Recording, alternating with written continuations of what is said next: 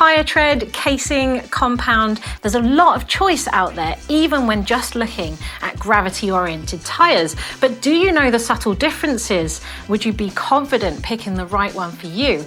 If not, then stick with me because I'm going to explain the literal ins and outs of a tyre so that you feel more confident picking the right one for you in the future. Before we get into the video, I just want to say a big thank you to V Tyres for supporting this video and sending us all of these tyres so that we can explain the ins and outs of tread, compound and casing. But of course, this can be applied to all other brands. So let's get into it.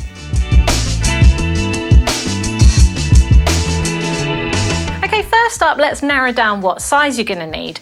So there are standards in mountain biking. You'll usually have 26 inch, 27.5 or 29, or you might have mixed wheel sizes, which means you might need one of each. So it should be written on your rim, like this one says 27.5, or it might even be written on the tyre itself, so that you can just match that sizing.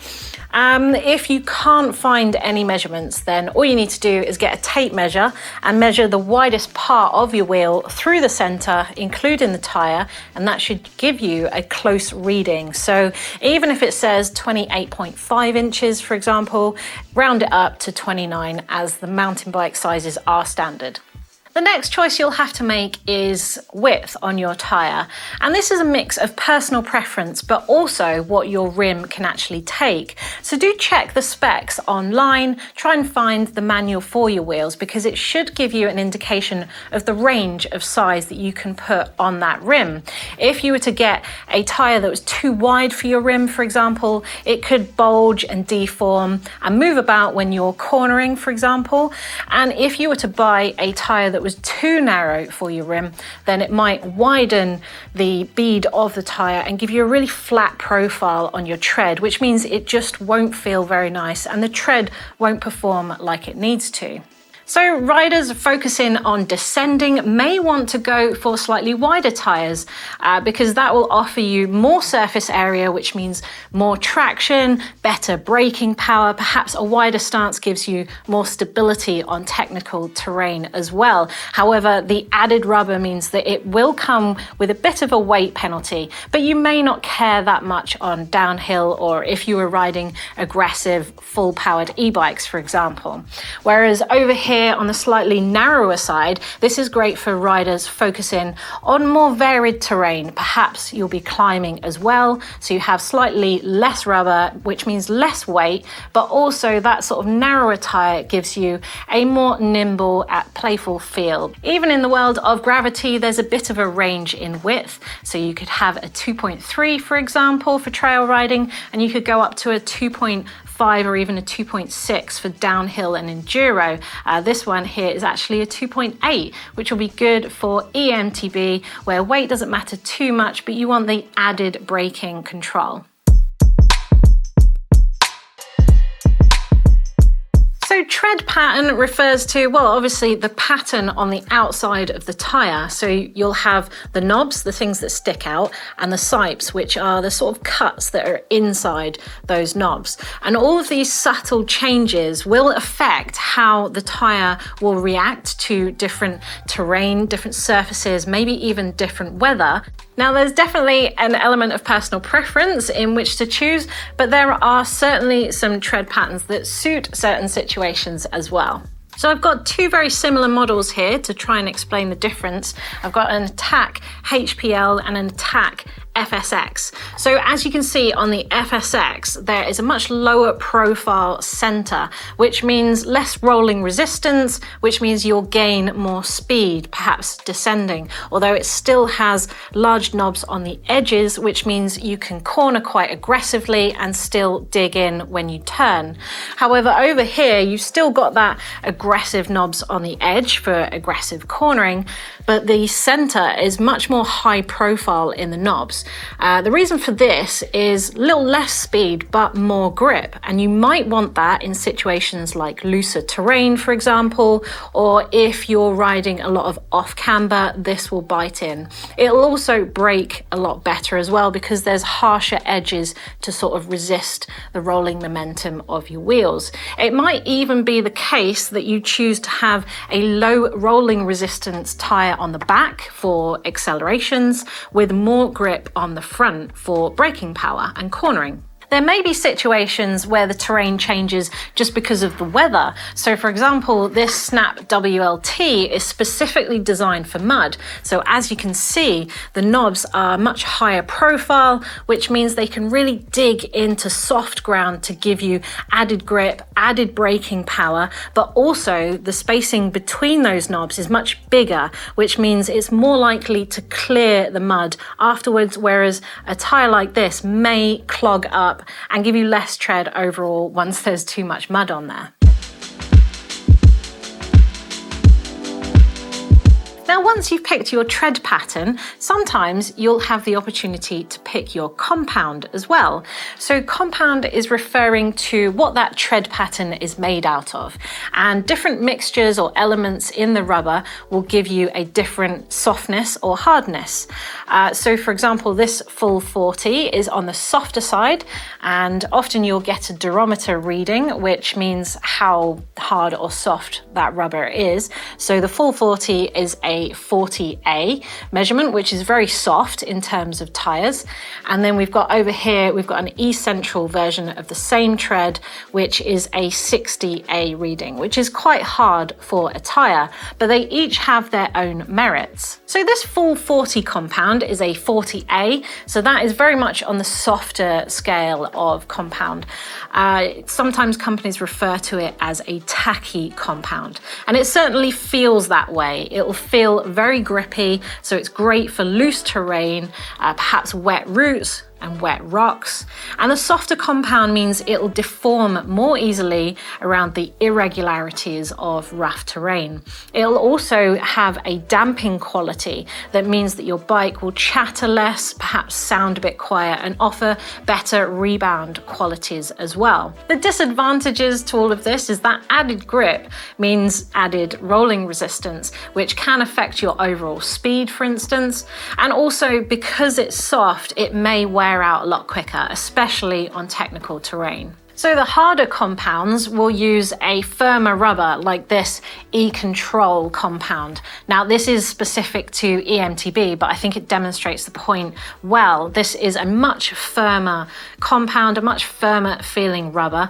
It'll offer less rolling resistance, which means you will pick up speed a lot better, and the firmer rubber will last a lot longer than the softer compound. Now the disadvantage is that it won't offer you as much grip in wet, loose terrain as the softer, tackier rubbers, for example, but it will stand up to a lot of abuse and may be good for people who are smashing out bike part laps and want it to last all season. So keep an eye out for dual compounds, which basically means they'll be using two types of compound in the same tyre.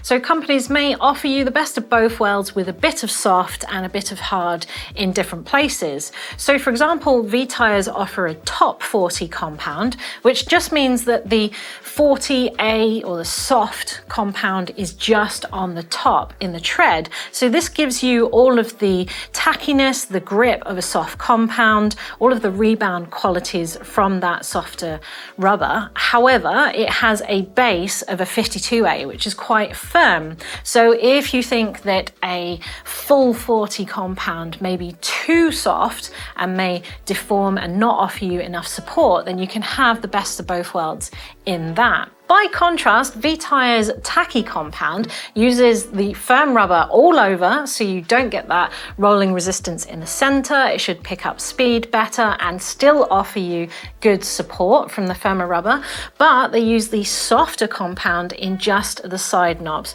which means added grip, but only when cornering. And finally, if you ride in extreme temperatures, then do keep an eye out for specialist compounds that are geared towards that. Or if you're not sure, then go for a harder rubber if you ride in hotter weather, and go for a softer compound if you ride in cold weather. Reason being that in cold temperatures, rubber tends to lose its elasticity, so you can afford to go for a softer compound so it stays more pliable. But in hotter conditions, if you were to run something too soft, it's going to wear out very, very quickly and may be too pliable for your liking, so you can afford to go for a harder compound. So you may have picked out your tread and possibly your compound. You might even have the opportunity to pick out your casing as well. So whereas compound is what the tyre is made out of on top, casing is what the tyre is made out of underneath.